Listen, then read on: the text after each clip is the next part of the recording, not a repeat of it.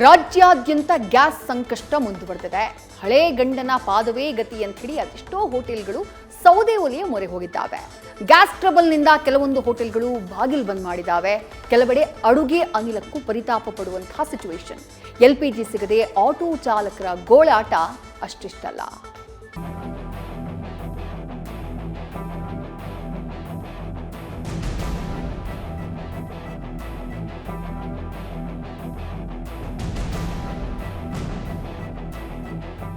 ಗಾಳಿ, ನೀರು, ಆಹಾರ ಹೇಗೋ ಗ್ಯಾಸ್ ಕೂಡ ಬದುಕಿನ ಅವಿಭಾಜ್ಯ ಅಂಗವೇ ಆಗ್ಬಿಟ್ಟಿದೆ.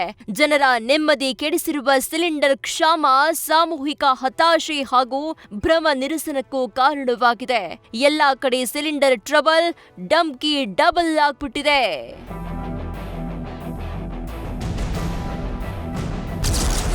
ಧಾರವಾಡದಲ್ಲಿ ಗ್ಯಾಸ್ ಇಲ್ಲ, ಹೋಟೆಲ್ಗಳು ಬಂದ್.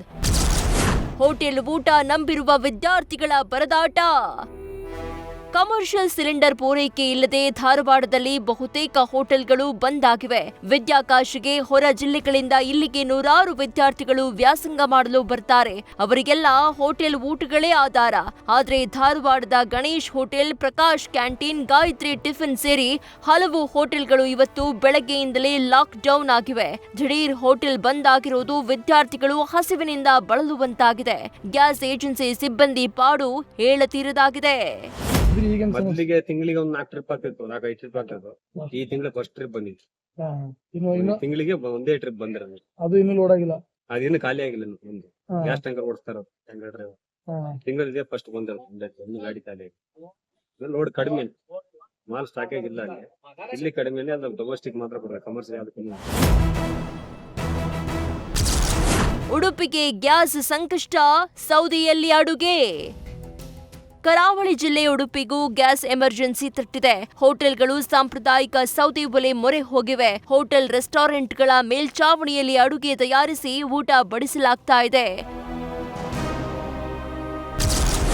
ಗಣಿನಾಡಿನ ಹೋಟೆಲ್ಗಳಲ್ಲಿ ಸೌದೆ ಒಲೆ ಊಟ. ಇತ್ತ ಗಣಿನಾಡು ಬಳ್ಳಾರಿಯಲ್ಲಿ ರಣ ಬಿಸಿಲಿನ ನಡುವೆ ಸಿಲಿಂಡರ್ ಅಭಾವ ಬೆವರಿಳಿಸ್ತಾ ಇದೆ. ಬಳ್ಳಾರಿಯ ಜನತಾ ಹೋಟೆಲ್ನಲ್ಲಿ ಕಟ್ಟಿಗೆ ಬಳಸಿ ಅಡುಗೆ ಮಾಡಲಾಗ್ತಾ ಇದ್ದು, ಮೆನುವಿನಲ್ಲಿ ದೋಸೆ, ಪೂರಿ ತೆಗೆಯಲಾಗಿದೆ. ಗ್ಯಾಸ್ ಗ್ರಹಣ ಹೋಟೆಲ್ ಮಾಲೀಕರಿಗೆ ಗರ ಬಡಿದಂತಾಗಿದೆ.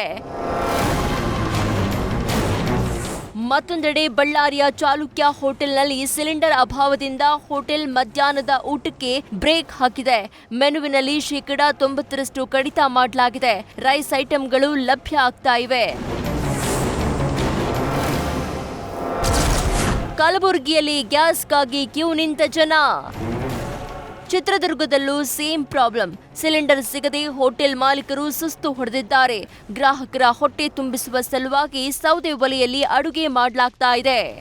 ನಮ್ಮ ಹೋಟೆಲ್ನೇ ನಂಬ್ಕೊಂಡು ಭಾಳ ಜನ, ಮತ್ತು ಶಾಲೆ ಮಕ್ಕಳು ಮತ್ತು ನೌಕರಿಯಲ್ಲಿರೋರು ಎಲ್ಲ ತಿಂಡಿಗೆ ಊಟಕ್ಕೆಲ್ಲ ನಮ್ಮ ಹೋಟ್ಲಿಗೆ ಬರ್ತಾ ಇದ್ದಾರೆ. ಹಂಗಾಗಿಬಿಟ್ಟು ನಾವು ಹೋಟೆಲ್ ಬಾಗ್ಲಾಕಕ್ಕೂ ಆಗ್ತಾಯಿಲ್ಲ, ಮತ್ತು ನಮ್ಮದು ಇದರಲ್ಲೇ ಜೀವನ. ಹಂಗಾಗಿಬಿಟ್ಟು ನಮಗೆ ಏನೂ ನಡೀತಾ ಇಲ್ಲ.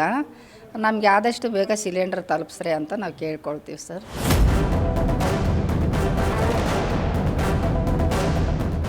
ಅತ್ತ ಬಿಸಿಲನಾಡು ಕಲಬುರಗಿಯಲ್ಲಿ ಗೃಹ ಬಳಕೆ ಸಿಲಿಂಡರ್ಗೂ ಜನ ಪರದಾಡ್ತಿದ್ದಾರೆ. ಸೇಡಂ ಪಟ್ಟಣದಲ್ಲಿ ಗ್ಯಾಸ್ ಏಜೆನ್ಸಿ ಎದುರು ಜನ ಕ್ಯೂ ನಿಂತಿದ್ದಾರೆ. ಸುಡು ಬಿಸಿಲನ್ನು ಲೆಕ್ಕಿಸದೆ ಗ್ಯಾಸ್ಗಾಗಿ ಪರದಾಡುವಂತಾಗಿದೆ. ಏಜೆನ್ಸಿ ಮಾಲೀಕರ ಜೊತೆಗೂ ವಾಗ್ವಾದ ಜೋರಾಗಿದೆ. ಇತ್ತ ಸಿಲಿಂಡರ್ ಸಿಗದೆ ಕಲಬುರಗಿಯಲ್ಲಿ ಹಲವು ಹೋಟೆಲ್ಗಳು ಬಾಗಿಲು ಹಾಕಿವೆ. ಉಳಿದ ಹೋಟೆಲ್ಗಳು ಸೌದೆ ಒಲೆಯ ಮೊರೆ ಹೋಗಿವೆ. ಹೊಸಪೇಟೆಯಲ್ಲಿ ಗ್ಯಾಸ್ ಬಂಕ್ ಬಂದ್, ಜನ ಪೀಕಲಾಟ.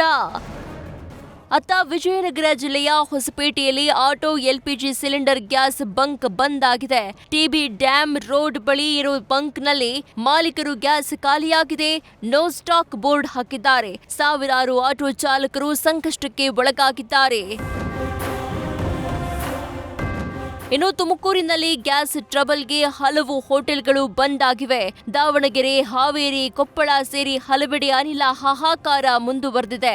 ಇನ್ಮುಂದೆಯೂ ಗ್ಯಾಸ್ ಪೂರೈಕೆ ಸಮರ್ಪಕವಾಗದೇ ಇದ್ರೆ ಪರಿಸ್ಥಿತಿ ಮತ್ತಷ್ಟು ಅಯೋಮಯ. News first bureau.